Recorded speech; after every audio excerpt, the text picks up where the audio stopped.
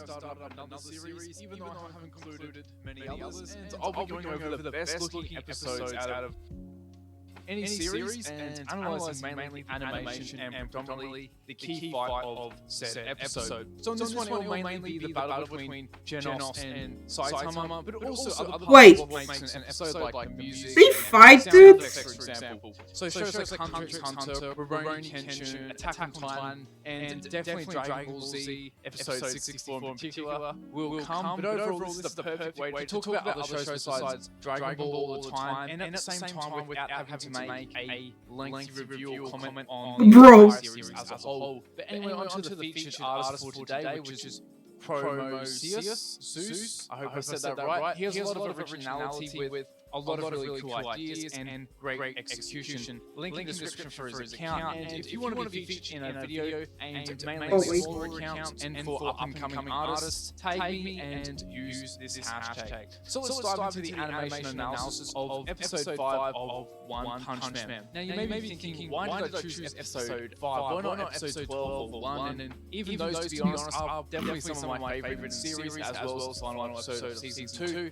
I already have seen a lot of breakdowns of those specific episodes, especially episode 1, and I always kind of like to go contrary and talk about stuff that does get a bit less mentioned, and this one is quite a killer episode. So the first part of this episode involved in taking the physical test for the hero application. Nothing too noteworthy in regards to the visuals, that is. The scenes themselves were comedic, and there was some extra little anime-only additions, such as the whack-a-mole and the punching machine, which gave me flashbacks to the time Vegeta obliterated one as well. Although that little display Snack does was quite fluid and smooth, and when the bubblegum pops on Saitama's face, his whole head and chair actually rocks back from the pop, and you can notice how his head flicks back the furthest because this was the point of impact. The animator could have easily just had it pop and that's it, and although it is a small scene, I do appreciate that extra eye to detail. But anyway, when Snack approaches Saitama a little later on for some rookie crushing, we get provided with a gorgeous warm afternoon as our backdrop. A lot of pink and purple tones, which I liked I it. personally love seeing. There was also another small but good addition here with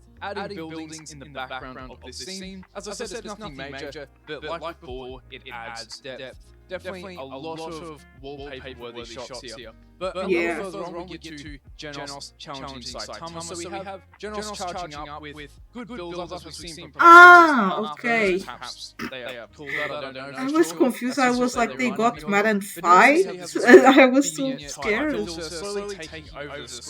Because I'm watching Genos and building the atmosphere. Then this small circle of blue light appears like calm full of storm. And then suddenly there is all this intense camera shake, and the flames themselves completely block out the camera, and some more gorgeous effects billowing out behind Genos as he shoots right at the viewer. That's amazing. That's beautiful. Incredibly fluid, slow-mo shot as he passes right over Saitama. But let's break this scene down further. So already we have some amazing smears here. The screen also blurs for about 3 frames. Also notice the insanely stretched proportions of Genos, but also how dynamic the pose feels. You have his right leg curved with his foot pointing in, his left leg is also crunched in, and his right arm is stretched way out. The pose doesn't feel stiff in any way, and you just so clearly see the line of action here, adding flow. And credit definitely needs to be given to the storyboard artists. I believe there was actually 2 on this episode. But anyway, take a look at the composition and the lighting. The background is mostly blocked out in dark tones and shadows, and you have the center light again just honing your focus solely on these 2 characters throughout the whole sequence, further adding to the already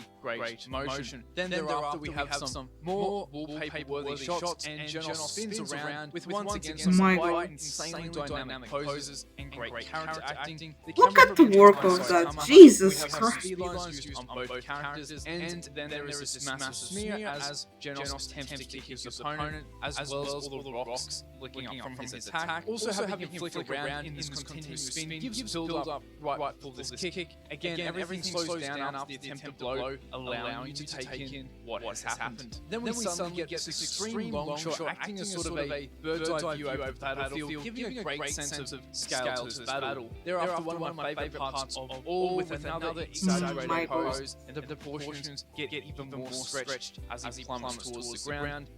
Like the leg looks like it's broke, bro. How can you have the leg like that? And there is also a massive smear trailing Genos. Thereafter striking the ground, there's all this camera shake and all these bolts of electricity that just slice through these rocks, and they somewhat envelop him completely as he gradually goes further into the ground, with dust and dirt completely engulfing him. And if that wasn't already visually spectacular, you have a really unique display of effects here. For one, there's a curtain of lightning bouncing around this somewhat atomic ring with additional rocks floating in a ring pattern as well. Then there is the final explosion with multiple waves of dust that eventually cover the entire screen. The words good barely do justice to how visually spectacular this was, and further illustrates how insanely hard of a kick that was. And once again, you get this brief pause in between cut, like we've seen, in between all these major blows, giving you a moment to just take everything in and breathe. Then the whole color palette changes as Genos charges up an attack, and you get a seamless transition as all the dust covers the shot, and then when it begins to clear, you come straight back to Genos. It was also a cool little addition just to have him break the rocks behind him here as he plants his foot down, and once he increases the power, they then get shot out of there. It's all these small visual cues which give depth to these moments, even with like this ring of dust that surrounds him the entire time. Storyboard artist has continually composed shots so that you always have elements surrounding the character, and your focus never leaves them once. Then finally, before this cuts in, we get a visual spectacle of all these flames with some quite unique shapes just plowing a hole in the cliff, and there is just a trail of burning embers left behind. But before things ramp up again, I have to give credit to Murata, which gave us in the manga some of those same poses I love so much, like the initial kick at the start, and the other one he does right that art, Jesus. So there was definitely a great base. The work goes on this, it's amazing. So quickly after Genos begins to power up again to increase speed, and we switch over to a shot on a low tilted angle, looking up to Genos with a dark, vignette filter, it seems, covering the edges of the camera shadow, and there is a slow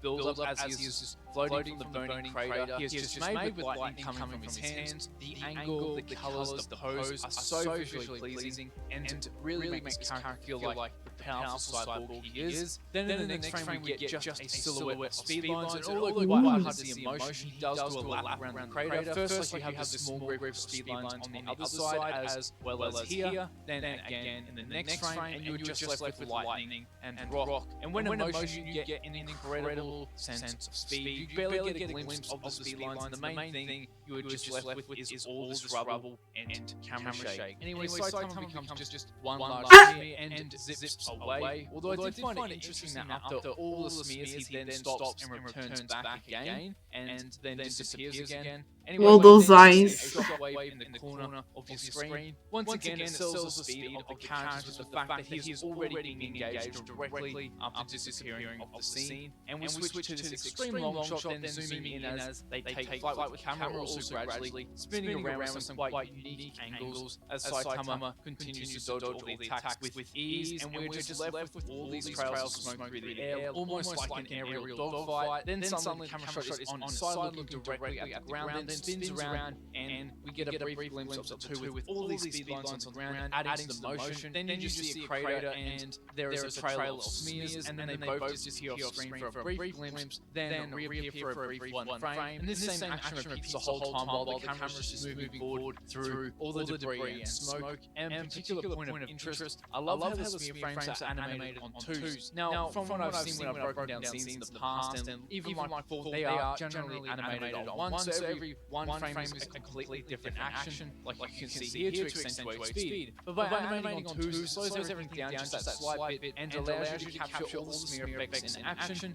and it just looks gorgeous. And you also get a couple sparks in between as Genos is leaping up. It makes the characters feel incredibly fluid. Soon after, we just see craters and then a flurry of punches with a lot of thick, heavy speed lines, which what seems to be a chalk brush of some sorts, giving this gritty feel to some of the lines. Genos then attempts to track Saitama and lands with this grand entrance, with the camera positioned on the ground, looking directly behind him with quite a unique pose, and once again with great body language as well. It doesn't feel Suspense, but okay. And then we have a really detailed display of Genesis built-in power, which Oh my god. and soon after we get this great little bit of quite bouncy and fluid. Imagine animating all of those details. Only painting that, Jesus Christ. That's so cute. To the finale, we have a panning shot of the battlefield, with one portion still being animated with steam still rising. Looks like something else, but okay. Soon after, Genos has a shot at Saitama, launching a kick directly at the viewer with quite stretched out proportions. The music then builds up as he vanishes behind him with the sound of drums becoming louder, the overall tone becoming more dark as well. The camera is initially locked solely on Genesis' expression, then slowly pans around Saitama, who is covered in a lot of dark brownish tones, with these glaring white eyes and a small glimpse of the red from his gloves, creating quite an ominous atmosphere. However, this is amplified even more. A symbol of death is planted boldly on the screen, drenched in red, then transitions to a gigantic fist launched directly at him with a heap of thick speed lines surrounding those white glaring eyes once again. Like, how do they do that? Because the painting is so detailed. Tremendously vulnerable and weak in comparison. Furthermore, the color palette completely changes to a lot of red tones, further giving off the feel of impending doom. And at the last moment, Saitama stops and the camera zooms out to an extreme long shot, again which helps sell how powerful these characters are when you see this enormous cloud of smoke with just the characters barely visible. Oh, sorry. I don't have YouTube Premium.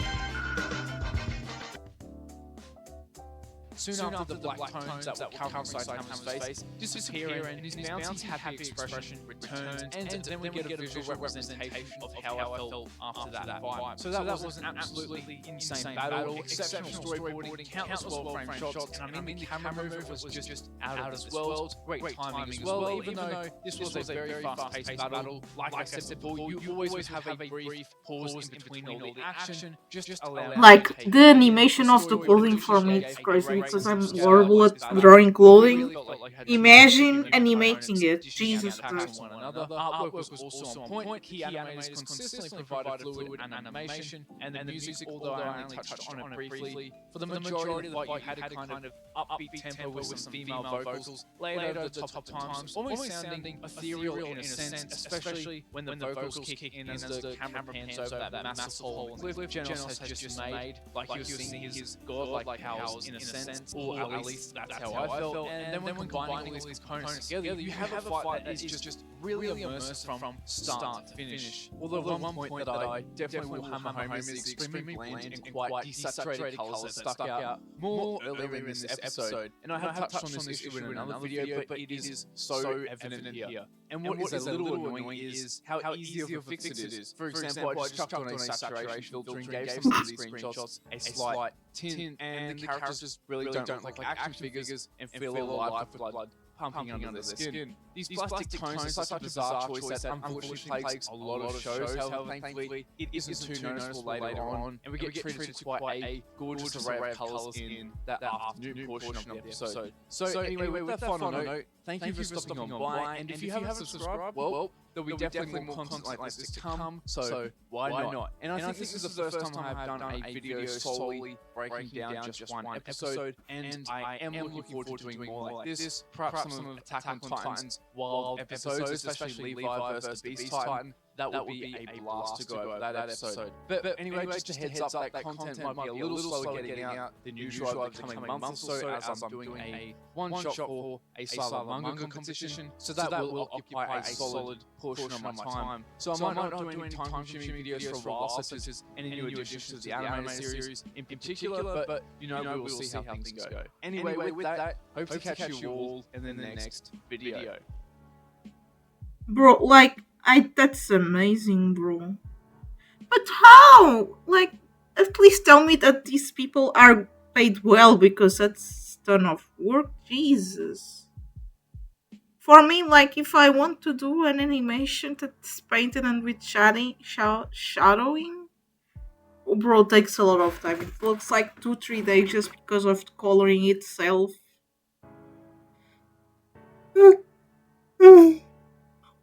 But I love to do animation. It's really cool.